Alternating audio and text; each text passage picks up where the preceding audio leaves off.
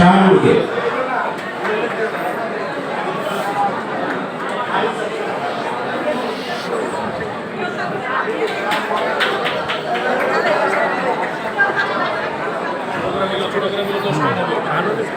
আসসালামু আলাইকুম।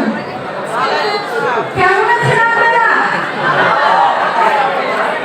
সবাই মিলে এত কথা বলছেন যে আমাদের কথা আপনারা শুনতেই পারেন না। আমি কি সবার মনোযোগ আকর্ষণ করছি? প্লিজ আপনারা একটু শোনেন।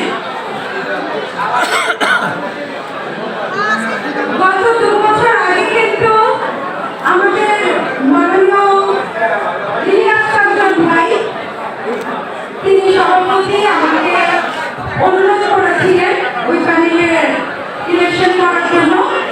তো আমি ওনাদের প্যানেলে গিয়েছিলাম, ইলেকশন করেছি। তখন আসলে বুঝিনি যে 2টা বছর আমাকে কষ্ট পেতে হবে। 2টা বছর সত্যি আমি অনেক কান্না করেছি, অনেক কষ্ট পেয়েছি। আমি বদনাম করার জন্য বলছি না, আমি ভুক্তভোগী সেটার জন্য আমি বলছি। আপনারা ক্ষুদ্র ক্ষুদ্র স্বার্থের জন্য বৃহত্তর স্বার্থ কিন্তু আপনারা বিসর্জন দিতে যাবেন না। আপনাদেরকে অনুরোধ করছি। আমাদের এখানে সম্মানিত দীপচন্দ্রমা তিনি সবসময় ছবি করেন, আপনারা সবাই জানেন। আমাদের চলচ্চিত্রের জন্য অনেক ছবি দরকার, আমাদের শিল্পীদের কাজ করা দরকার। আমরা হাত পেতে পেতে কতদিন চলবো? আমরা যখন ছবিতে কাজ করবো তখন আমাদের মানসিকভাবে শারীরিকভাবে আমরা সুস্থ থাকবো, আমরা ভালো থাকবো।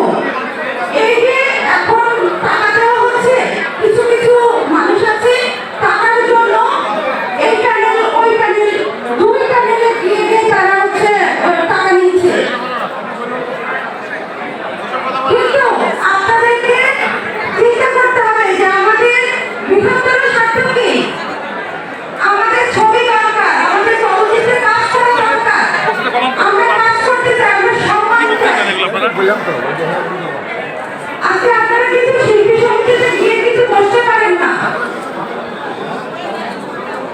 ওই সমিতিটা কে কে চালায়? আপনারা একটু চিন্তা করে দেখবেন। আমি আপনাদের সবাই